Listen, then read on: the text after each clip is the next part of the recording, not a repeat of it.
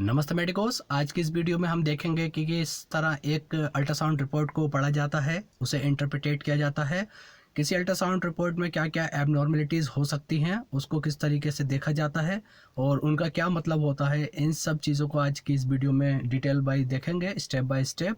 तो आज के इस वीडियो को स्टार्ट करते हैं। देखिए, हमारे पास एक अल्ट्रासाउंड की रिपोर्ट है जिसमें सबसे पहले की हेडिंग अगर हम देखते हैं तो इसमें पेशेंट का नाम मेंशन होता है। इसमें पेशेंट का नाम है मास्टर कुणाल। अगर मास्टर कुणाल लिखा है तो इसका मतलब ये एक यंग पेशेंट का अल्ट्रासाउंड है। तो यंग पेशेंट का अल्ट्रासाउंड है, यानी कि लगभग 15 से 18, 16-18 के बीच का एक पेशेंट है। तो उसके बाद की हम दूसरी हेडिंग देखते हैं। तो इसकी दूसरी हेडिंग जो है वो है इसकी एज के बारे में। तो इसकी एज के बारे में लिखा है, यहाँ मेंशन किया गया है कि पेशेंट की क्या उम्र है। यहाँ हालांकि मेंशन नहीं किया गया, लेकिन ये मास्टर लिखा है यहाँ पर, तो इसका मतलब है ये किसी बच्चे की ही अल्ट्रासाउंड रिपोर्ट है। हालांकि यहाँ एज मेंशन करनी चाहिए थी लेकिन नहीं की है, चलिए कोई नहीं। उसके बाद देखते हैं यहाँ डेट लिखी है। यहाँ डेट लिखी होती है कि किस डेट को ये अल्ट्रासाउंड परफॉर्म किया गया है। तो ये आप देख सकते हैं 10 तारीख तीसरे महीने 2022 को ये अल्ट्रासाउंड परफॉर्म किया गया है। साथ ही साथ यहाँ दूसरी हेडिंग देखते हैं तो यहाँ लिखा है रेफर्ड बाय। तो यहाँ रेफर्ड बाय जो ये जगह होती है, यहाँ पर उस डॉक्टर का नाम आता है जिसके द्वारा अल्ट्रासाउंड को सजेस्ट किया जाता है या जिसके द्वारा कहा जाता है कि अल्ट्रासाउंड परफॉर्म या सजेशन दिया जाता है कि किसी एबनॉर्मलिटीज़ को फाइंड करने के लिए अल्ट्रासाउंड परफॉर्म करना चाहिए। तो यहाँ पर कंसल्टेंट फिजिशियन का नाम आता है। तो देखते हैं। तो सबसे पहले हेडिंग अगर आप यहाँ देखेंगे तो यहाँ देखिए ये लिखा है यूएसजी ऑफ होल एब्डोमेन। तो ये देख सकते हैं आप, ये पहली हेडिंग लिखी है बड़ी बड़ी, यूएसजी ऑफ होल एब्डोमेन। देखिए इसका क्या मतलब होता है। यूएसजी का मतलब होता है, शॉर्ट फॉर्म में लिखा गया है, इसका मतलब होता है अल्ट्रासोनोग्राफी, जिसे हम लेमन भाषा में कहते हैं अल्ट्रासाउंड।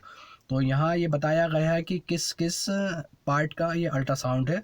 तो यहाँ लिखा गया है होल एब्डोमेन। होल एब्डोमेन का मतलब है ये पूरे पेट का अल्ट्रासाउंड है। इसके अंदर पूरे पेट की स्टडी की गई है।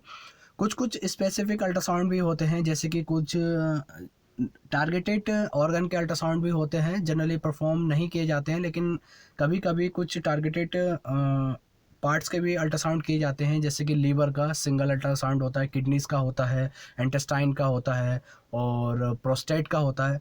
ऐसे अलग अलग इंडिविजुअल अल्ट्रासाउंड जनरली इमरजेंसी में ही परफॉर्म किए जाते हैं। जब कोई पेशेंट इमरजेंसी डिपार्टमेंट में जाता है, पर्टिकुलरली किसी चीज़ की कंप्लेंट करता है, तो टाइम को सेव करने के लिए और as soon as possible patient की कंडीशन को डायग्नोस करने के लिए पर्टिकुलर पार्ट का ही अल्ट्रासाउंड किया जाता है। लेकिन जनरली जब कोई पेशेंट ओपीडी में आता है हमारे पास, तो उसका जो है हम होल एब्डोमेन ही कराते हैं, जिससे कि पूरे पेट की हमें कंडीशन का पता चल जाता है, उसके सारे जो जितने भी विस्टल पार्ट्स हैं, जितने विस्टल ऑर्गन हैं, उसमें क्या क्या दिक्कत है। तो देखिए अब यहाँ से स्टार्ट होता है इसका अल्ट्रासाउंड। तो सबसे पहली वाली हेडिंग है लीवर के बारे में। तो यहाँ जो है इसके आगे सब लीवर के बारे में जितनी भी जानकारी है सब दी गई है कि लीवर में क्या क्या दिक्कत है, इसके क्या क्या नॉर्मल होता है, सब के बारे में। जो जिस टाइम रेडियोलॉजिस्ट द्वारा अल्ट्रासाउंड परफॉर्म किया गया, उस टाइम देखते हैं क्या क्या लीवर में देखा गया है अल्ट्रासाउंड करते समय रेडियोलॉजिस्ट के द्वारा। तो देखिए इसमें पहली लाइन मेंशन है, लीवर का शेप एंड साइज जो है नॉर्मल दिखाया है 92 mm का। तो देखिए जनरली जो होता है मीन लीवर साइज अगर माने हम होल पॉपुलेशन का, तो 130.9 mm प्लस माइनस 1.7 का वेरिएशन हो सकता है, लेकिन जो 130.9 mm जो होता है वो नॉर्मल कंसीडर किया जाता है। लैब टू लैब और रेडियोलॉजिस्ट के द्वारा अलग अलग मेजरमेंट हो सकते हैं, लेकिन मीन जो जनरली नॉर्मल होता है 130.9 ही कंसीडर किया जाता है। मेल फीमेल में हालांकि अलग अलग होता है, उसमें भी वेरिएशन होते हैं, लेकिन वो मेंशन कर देते हैं। लेकिन आप जो है इसमें अगर आप सीधे सीधे देखेंगे तो इसमें ये लिखी है पहली लाइन, इसकी शेप एंड साइज़ जो है नॉर्मल है। तो यहाँ से तो हमारा ये काम ख़त्म हो जाता है। उसके बाद जो देखते हैं आगे वाली हेडिंग में ये लिखा है, इसका echo texture of parenchyma is homogeneous. इसका देखिए क्या मतलब होता है। देखिए जब अल्ट्रासाउंड परफॉर्म किया जाता है ना, तो उसमें जो है लीवर हम अल्ट्रासाउंड में देखते हैं कि हमारा ऑर्गन कैसा दिख रहा है। एक नॉर्मल अल्ट्रासाउंड में जो होता है एक normal shape and size and texture होता है किसी भी ऑर्गन का। तो जब ये अल्ट्रासाउंड किया जाता है तो देखिए जो लीवर का जो टिश्यूज़ होते हैं, जितनी भी लीवर की लेयर होती है वो बिल्कुल स्मूथ नज़र आनी चाहिए, होमोजीनियस नज़र आनी चाहिए। तो इस अल्ट्रासाउंड में तो देखिए लीवर की जो है इको टेक्सचर और पैरेन्काइमा इस नॉर्मल नज़र आया है, होमोजीनियस नज़र आया है, यानी कि समान स्मूथ नज़र आया है। अगर इसमें किसी भी तरीके की अगर मान लो आप रफनेस होती, इको टेक्सचर रफ्चर होता, किसी भी तरीके का इसके अंदर स्मूथनेस नहीं दिखती इसके लीवर में, तो वो कंडीशन जो है बहुत सारी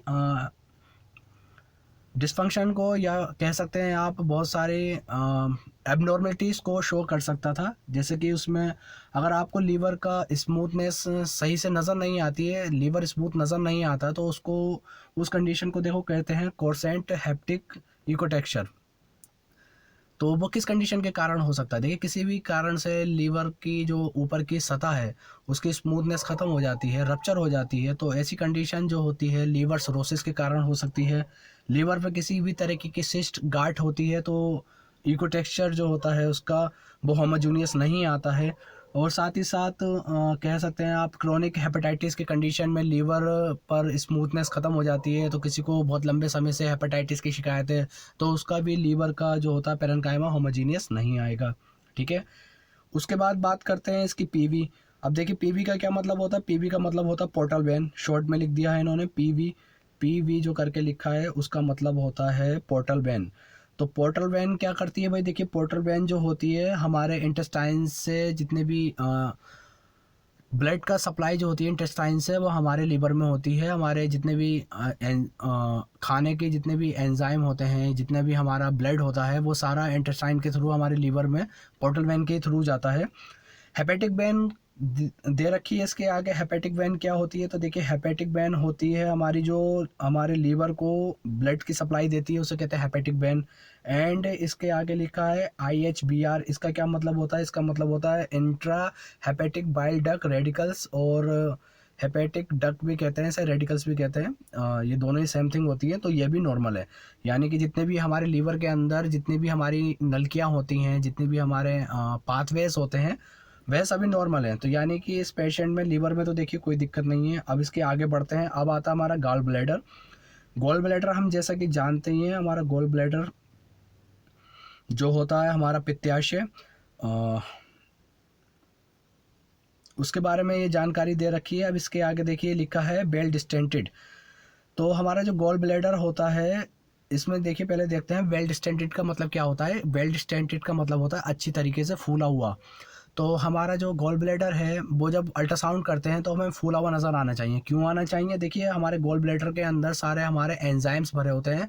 हमारे जितने भी एंजाइमेटिक जूसेस होते हैं वो सारे हमारे इसके अंदर भरे होते हैं। अब जब किसी भी थैली में कोई भी तरल पदार्थ भरा होगा तो वो जाहिर सी बात है फूला हुआ नज़र आना चाहिए। अगर वो फूला हुआ नज़र नहीं आता है तो इसका मतलब उसके अंदर उस ऑर्गन पर्टिकुलर ऑर्गन के अंदर कोई एबनॉर्मलिटीज़ प्रेजेंट है। लेकिन जो नॉर्मल गॉल ब्लैडर होता है वो वेल डिस्टेंटेड आना चाहिए, अच्छी तरीके से फूला आना चाहिए। साथ ही साथ इसके आगे लिखा है इसकी वॉल्स जो है नॉर्मल है, यानी कि उसकी जितनी भी दीवारें हैं, एक हमारा जो पर्टिकुलर ऑर्गन होता है उसकी जितनी भी शेप है, उसकी दीवारें हैं, उसका साइज़ है, उसका मेजरमेंट है, अल्ट्रासाउंड के समय नॉर्मल नज़र आया है, तो इसलिए इसको भी अल्ट्रा रेडियोलॉजिस्ट द्वारा नॉर्मली बताया गया। अब इसके आगे देखिए एक और चीज़ लिखा है, एक और हेडिंग लिखी है, इसमें लिखा है ल्यूमन इज़ इको फ्री। इसका क्या मतलब है? तो देखिए इसका मतलब होता है जो हमारी गॉल ब्लैडर से जो हमारा एंजाइम को ले जाने वाला जो पाइप होता है उसे ल्यूमन कहा जाता है। किसी भी नलकी को ल्यूमन ही कहा जाता है मेडिकल टर्मिनोलॉजी में। तो उसे इसमें दिखाया गया है इको फ्री, यानी कि उसके अंदर किसी भी तरीके की कोई पथरी, कोई भी सिस्ट, कोई भी स्टोन, कोई भी क्रिस्टलाइड स्टोन कुछ नहीं दिखाई दिया गया है। बिल्कुल साफ़ है हमारी ल्यूमन, तो इसलिए इसे बताया गया है ल्यूमन इज़ इको फ्री। चलिए आगे देखते हैं। आगे आती है दूसरी हेडिंग इसकी CBD। CBD को हम देखो कहते हैं कॉमन बाइल डक्ट। जो हमारे गॉल ब्लैडर और लीवर से जो एक कॉमन पाथवे निकलता है, एक कॉमन ल्यूमन निकलती है जो हमारे लीवर और हमारे गॉल ब्लैडर के एंजाइम को हमारे इंटेस्टाइन में डालती है, उसे कहा जाता है कॉमन बाइल डक्ट। तो देखिए कॉमन बाइल डक्ट भी नॉर्मल आई है, इसमें भी किसी तरीके की डिफॉर्मिटीज़ या एबनॉर्मलिटीज़ नहीं नज़र आई है। इसमें क्या क्या अच्छा एबनॉर्मलिटीज़ नज़र आ सकती हैं। देखिए ल्यूमन के अंदर किसी भी तरीके का कोई ऑब्स्ट्रक्शन नज़र आ सकता है, किसी भी सिस्ट के कारण, किसी भी गांठ के कारण, किसी भी पथरी के कारण।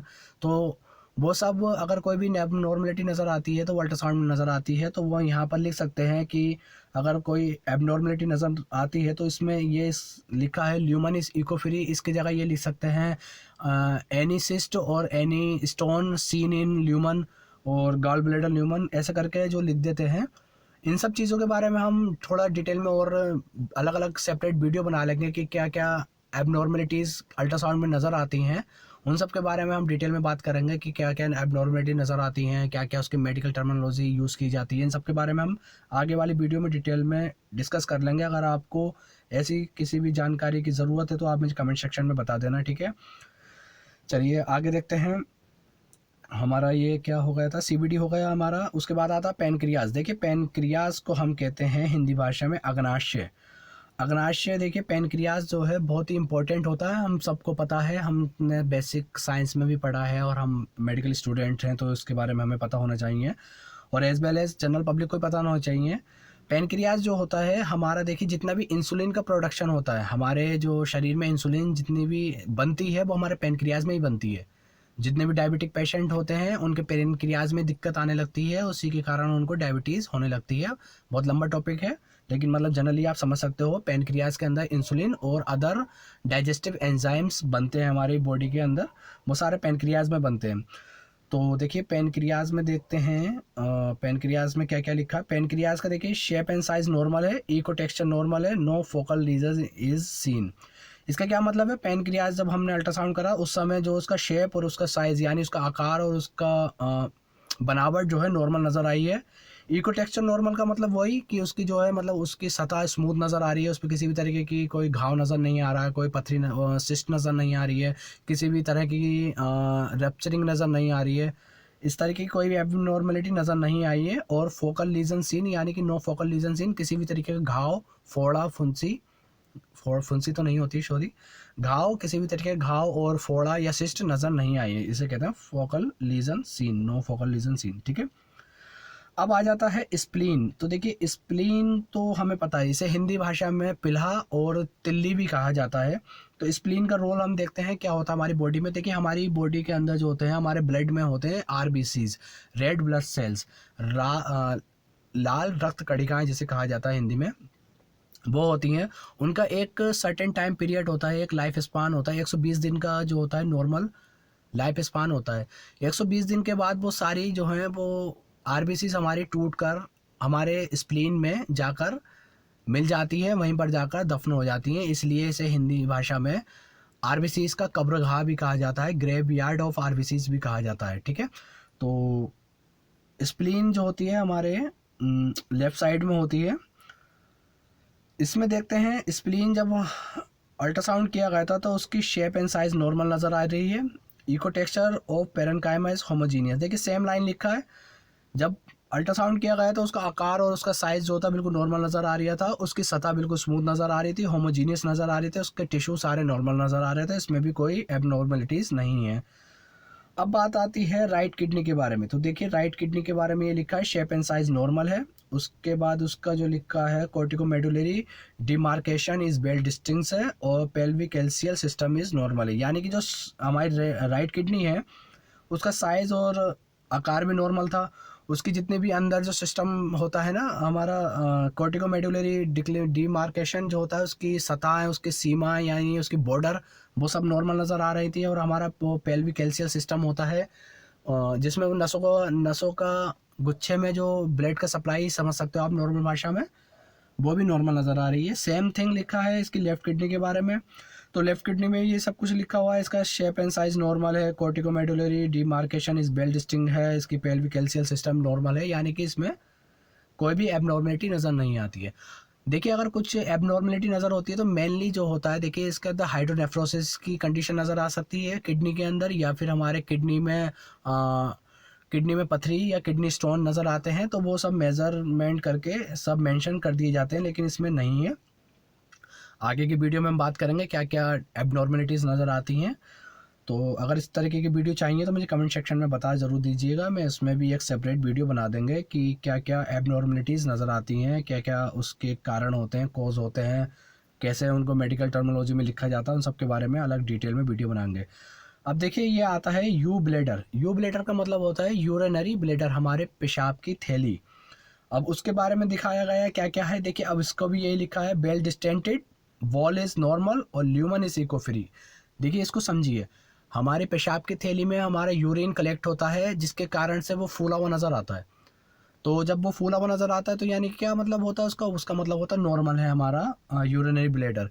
जिस ऑर्गन का जो काम है अगर वो उसी तरीके से परफॉर्म कर रहा है तो उसे हम नॉर्मली कंसीडर करेंगे। अब हमारा यूरिनरी ब्लेडर का काम होता है पेशाब को इकट्ठा करना जिसके कारण वो फूला हुआ नज़र आता है, तो वो एक नॉर्मल ऑर्गन का इंडिकेशन होता है, इसलिए इसे हम नॉर्मल कंसीडर करते हैं।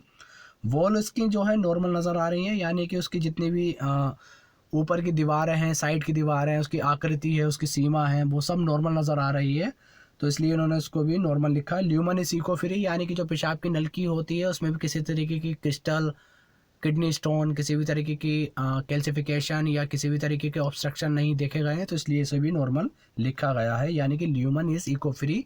उसकी जो नलकी है उसमें बिल्कुल साफ़ है, उसमें कोई दिक्कत नहीं है, ठीक है। अब देखिए आता है प्रोस्टेट। देखिए उसको कंफ्यूज मत करना, ये लेडीज़ में नहीं होते हैं, प्रोस्टेट जो होते हैं मेल्स में ही पाए जाते हैं, ठीक है। तो प्रोस्टेट जो होते हैं हमारे जो पेशाब की नलकी जाती है उसकी साइडों में एक मसल्स होते हैं। बहुत सारी एल्डर एज में जाके ना ये प्रोस्टेट एल्डर एज में जाके बढ़ जाते हैं, जिसके कारण से वो पेशाब की नलकी को दबाने लगते हैं, जिससे पेशाब उतरने में दिक्कत होने लगती है, पेशाब को हमारे यूरिनरी में यूरिन पास करने में हमें दिक्कत होने लगती है। बहुत एल्डर एज में होता है, बहुत रेयर केस में भी हो सकता है छोटी उम्र में भी, लेकिन मेनली एल्डर एज में ही होता है। तो इसके देखिए प्रोस्टेट के बारे में जब स्टडी की गई तो इसका शेप एंड साइज नॉर्मल लिखा गया दिखा, तो इसलिए नॉर्मल लिख दिया। नो प्रोस्टेटिक कैल्सिफिकेशन सीन, यानी कि उसके प्रोस्टेट में किसी भी प्रकार के इन्फ्लामेशन या स्वेलिंग नज़र नहीं आई है, तो इसलिए इसमें लिखा गया है no prostatic calcification is seen. इस स्टेटमेंट का मतलब होता है अल्ट्रासोनोग्राफी के दौरान किसी भी तरीके की सूजन, इन्फ्लेमेशन दिखाई नहीं दी गई है, ठीक है। अब आता है अदर्स में। तो अदर्स में अब क्या लिखते हैं रेडियोलॉजिस्ट, अदर्स में देखो उन्होंने क्या देखा, उन्होंने क्या फाइंडिंग की, उन्होंने देखा distended bowel loop seen in all over abdomen. देखिए अब इस चीज़ में ही पूरी अल्ट्रासाउंड की एबनॉर्मलिटीज छुपी हुई हैं। अब क्या कहते हैं, डिस्टेंटेड बोवल लूप्स। देखिए अब डिस्टेंटेड का मतलब होता है फूला हुआ। हमारा जो था गॉल ब्लैडर में रस भरा होता है तो वो फूला हुआ होता है, हमारे यूरिनरी ब्लैडर में यूरिन भरा होता है तो वो फूला हुआ नज़र आता है। लेकिन हमारे इंटेस्टाइन में जो है जब किसी कारण से एक्सेसिव गैस भर जाती है, किसी भी कारण से सूजन आ जाती है, किसी भी कारण से इन्फ्लेमेशन आ जाती है हमारी आंतों में, हमारी बोबल्स में, तो वह फूली हुई नज़र आती हैं, डिस्टेंटेड नज़र आती हैं। तो ये एक अपने आप में एबनॉर्मलिटीज़ होती है कि हमारी आंतों पे जब सूजन आ जाएगी तो वो हमें फूली हुई नज़र आएंगी, जो एक एबनॉर्मलिटीज़ होती है। बहुत सारी कंडीशन की वजह से हो जाती है, कोलाइटिस की वजह से हो जाती है, इंटेस्टाइन में इन्फ्लेमेशन हो जाती है, क्रोन डिजीज़ होती है उसके कारण भी हमारा बोवल में इन्फ्लेमेशन आ जाती है। बहुत सारी कंडीशन होती है, तो उसको फर्दर इन्वेस्टिगेशन करके फाइंड आउट किया जाता है, डिफरेंशियल डायग्नोसिस बनाया जाता है कि पर्टिकुलरली किस कारण से वो सूजन आई है। लेकिन इसमें जो अल्ट्रासाउंड में बताया गया है डिस्टेंटेड बोवल लूप सीन, यानी कि गैस के भरे हुए आंतों में गैस भरी भी सूजन दिखाई दे रही है। लास्ट में हेडिंग आती है इम्प्रेशन। इम्प्रेशन के अंदर देखिए फाइनली रिजल्ट लिखा जाता है रेडियोलॉजिस्ट द्वारा कि क्या क्या एबनॉर्मलिटीज़ हमें दिखाई दी अल्ट्रासाउंड करने के दौरान। तो इसके अंदर जो मेन जो दिखाई गई है वो दिखाई गई है बोवल इन्फ्लामेशन। इसका क्या मतलब हुआ, आंतों में सूजन। कोलाइटिस की वजह से हो सकता है, बहुत सारी वजह से हो सकता है, वो डॉक्टर अपने आप डायग्नोस करेंगे, उसके हिसाब से ही ट्रीटमेंट चलेगा। तो यही सब जानकारी थी इस देखिए रिपोर्ट के बारे में। आशा करता हूँ आपने अच्छी तरीके से समझी है रिपोर्ट को, और हम आगे भी इसी तरीके की रिपोर्ट्स के बारे में डिस्कस करेंगे, और पर्टिकुलरली एक क्या क्या एबनॉर्मलिटीज़ किसी रिपोर्ट में आ सकती हैं उनके बारे में भी हम डिटेल में देखेंगे। तो अगर आपको इस तरीके की वीडियो चाहिए तो आप मुझे कमेंट सेक्शन में बता ज़रूर दीजिएगा, फिर हम इसी तरीके से आगे और वीडियो बनाएंगे। तो तो आशा करता हूँ वीडियो आपको जानकारी पूर्ण लगी है। देखिए बहुत मेहनत लगती है वीडियो बनाने में, अगर जानकारी पूर्ण लगी है ना तो वीडियो को सब्सक्राइब जरूर कर लेना और वीडियो को लाइक कर देना। कोई भी क्वेरी है तो आप कमेंट सेक्शन में पूछ सकते हैं। इसी तरीके के हम लेक्चर सीरीज़ बनाने की एक प्रिपरेशन में लगे हुए हैं। अगर आपको इसी बीमारियों की, दवाइयों की जानकारी लेक्चर बाय लेक्चर और डिटेल में चाहिए, सरल भाषा में चाहिए, तो आप मुझे कमेंट सेक्शन में ज़रूर बताना। चलिए इसके साथ वीडियो को समाप्त करते हैं। वीडियो काफ़ी लंबा हो गया है, वीडियो को समाप्त करते हैं। ठीक है, ओके।